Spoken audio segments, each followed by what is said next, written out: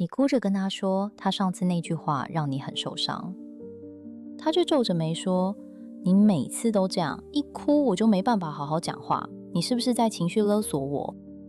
那一瞬间你愣住了，明明受伤的人是你，可是下一秒你却开始检讨自己是不是真的太情绪化，太难搞。你一边擦眼泪一边说，对不起，我不应该这样。你甚至没发现自己刚刚经历的是一种心理学上很经典的手法，把受害者说成加害者。这系列影片的前几集，我们拆解过7种操控讯号，到打一耙正是其中最阴险的一种。上一集我们学会了情绪防火墙，先稳住内在，不被对方按着开关做反应。但稳住情绪之后呢？如果你连这不是我的错都说不出口，情绪再稳，也还是会忍不住先开口道歉。今天我们要学的是拒绝的语言学。心理治疗师彼特沃克 Pete Walker 提出过一个概念，叫讨好反应 Fawn Response。 当一个人面对威胁时，除了战、逃、僵之外，还有第4种本能反应，讨好。白话来说，就是你的神经系统判断反抗太危险，于是自动切换成顺从模式，用讨好来换取安全。这不是软弱，是你的身体在帮你活下去。就像开场那个画面，你哭着表达受伤了，对方一句你是不是在情绪勒索我，就让你瞬间从受害者变成加害者。这时候你的身体早就已经进入讨好模式，理智根本来不及反应。我自己也曾经在那种当下，脑袋一片空白，身体先妥协后，理智才追上来。后来我才懂，那不是我不够坚强，是我的语言系统里从来没人教过我怎么拒绝。所以你不是不会拒绝，你只是从来没有人教过你拒绝也有语法。今天我们就要把这套语法一句一句拆解给你看。怕的不是那句不，是你连自己正在怕都还没发现。赛局理论学者汤马斯·谢林 Thomas Schelling 提出过讯号理论 Signaling Theory。 在博弈里，你释放出的每一个讯号都会被对方拿来盘算下一步怎么用计。翻成白话是，当你说再看看啦，或者我考虑一下，对方听到的不是拒绝，是机会还在。你以为自己是委婉地表达了拒绝，但对方听到的却是邀请。本系列影片的第2集提到的7种操控讯号里，捕猎者的策略本来就是赌你会松口，你的模糊就是他们继续进攻的燃料。餐桌上，亲戚又问了，你什么时候要结婚啊？你笑笑回，再看看啦。下一次聚餐，他们一定会再问同样的问题，因为你刚刚给的讯号是这题还有讨论空间。朋友聚会上，他当着大家的面调侃着说，你就是很没安全感啦。你笑笑回，你很夸张欸。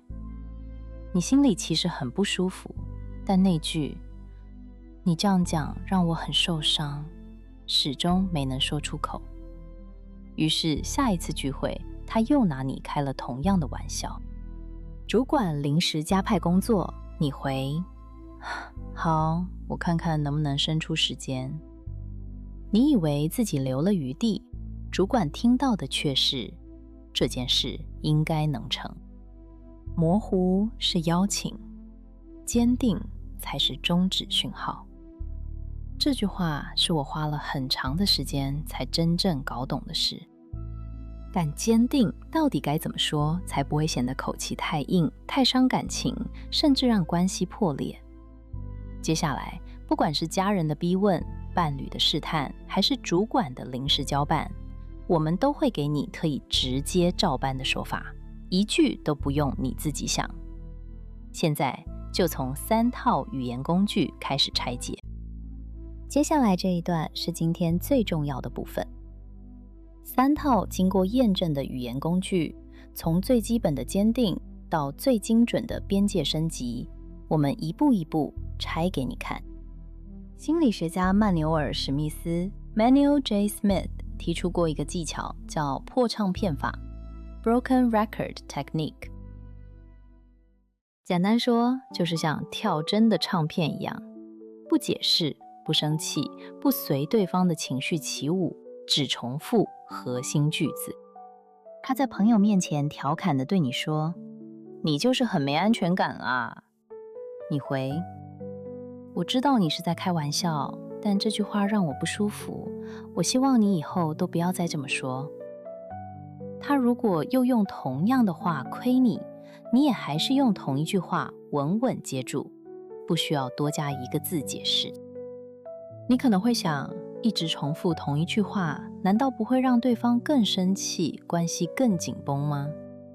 刚好相反，破唱片法之所以有效，正是因为它不辩解、不攻击，也不随对方情绪起舞。因为你没有给对方新的把柄和燃料让他继续吵，反而是每一次多解释、多动怒，才容易让对话真正升温成吵架。同一招一样可以用在餐桌上，差别在于这一次你给的不再是模糊空间，而是清楚的答案。亲戚问：“你什么时候要结婚啊？”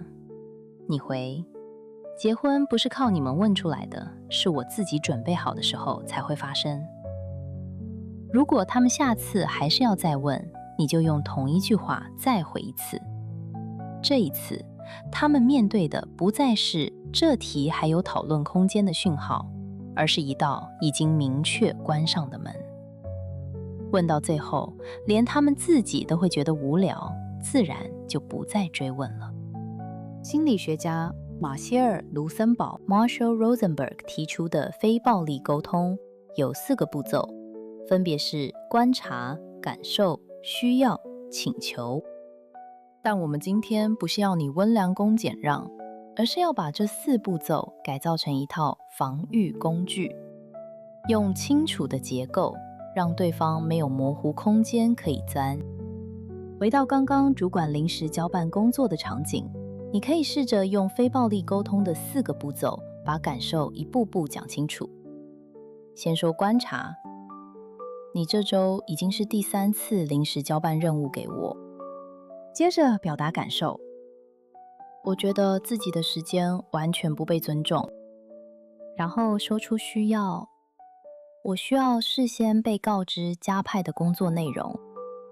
最后提出请求，下次可以提早1天跟我说吗？4句话，对方无从回避。上一集我们提过3次法则，同一的行为出现第4次，就是底线被踩。今天我们把它翻译成3个阶段的语言升级。第1阶，委婉但清楚，例如，这样我不太舒服，可以先停一下吗？第2阶，直接点名行为，例如，这周你已经是第3次打断我说话了，我需要你听我讲完。第3阶，明确后果声明，例如，如果这件事再发生1次，我会直接离开这个对话。语气不需要生气，越平静越有力量。接下来我们回答开场那个画面，把这3阶段完整走一次。当对方把你的受伤反过来说成是你的问题，心理学家珍妮佛·弗雷德 （Jennifer Freyd） 提出过一个概念，念作 DARVO， D-A-R-V-O， 指的就是 deny 否认、attack 攻击、reverse victim and offender 逆转受害者与加害者。白话说，就是先否认自己做错，再反过来攻击你，最后把你变成那个有问题的人。情境开始，你说，你上次那句话真的让我很受伤。对方立刻否认并反击，我哪有，是你自己想太多了。这是 DARVO 的第1步，否认。你用第一阶回应。我没有想太多，我现在的感受是真实的，我需要你听我说完。对方开始攻击你，你每次都这样小题大做，是不是很闲？这是 Darvo 的第二步，攻击。你升级到第二阶，直接点名行为。这个月你已经是第3次，一听到我表达感受就说我小题大做，这样我们没办法好好沟通。对方把局势彻底逆转，语气更冷，随便你，反正不管我说什么，你都要把我当成坏人就对了，你想怎样就怎样吧。这是 Darvo 的第3步，逆转受害者与加害者。这已经是第4次，3次法则的底线正式被踩破。你用第3阶明确后果声明，如果每一次我表达感受，你都要把责任推到我身上，那么这段关系我会需要重新考虑。语气平稳，不需要提高音量。这段对话结束后，对方或许会沉默，或许会生气，但你要记得，你不是在赢一场吵架，你是在告诉对方，你的感受不是你的错。他们不是听不懂，他们只是还没被人认真拒绝过。那么今天就从你开始，就算这一次没能完全做到也没关系。边界感不是一次就练成的，是每一次练习慢慢长出来的。语言不是武器，是边界的形状。你说的越清楚，对方能钻的模糊地带就越少。拒绝这件事，你不需要对方理解，也不需要对方认同，你只需要对方听懂讯号。回到今天一开始那个画面，他说，你是不是在情绪勒索我？这一次你不会再愣住，不会再先道歉，你会知道那句话是他的策略，不是你的错。但你有没有想过，有些真正的高手连不都不需要说出口，他们只是站在那里，对方就已经自动打消念头了。那是更高一层的武装，不靠语言，靠气场。下一集我们要带你走进埃及神话里的权力象征，看懂那些让人在靠近前就先打消念头的气场心理学。留言告诉桑木，你最说不出口的那句不是对谁说的？ A. 家人， B. 主管， C. 伴侣， D. 朋友。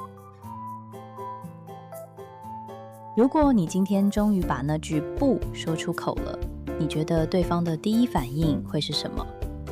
桑木很想听听你的预想。下一集我们要解锁不用开口的武装，记得订阅频道，别错过精彩内容。如果这集影片对你有帮助，可以点个粉丝热推，或透过超级感谢小额支持频道的创作。按赞、订阅、分享，对桑木来说也都是很大的鼓励。不论哪种形式，桑木都真心感谢。今天的影片就到这里啦，桑木心理观察站，我们下集见，拜拜。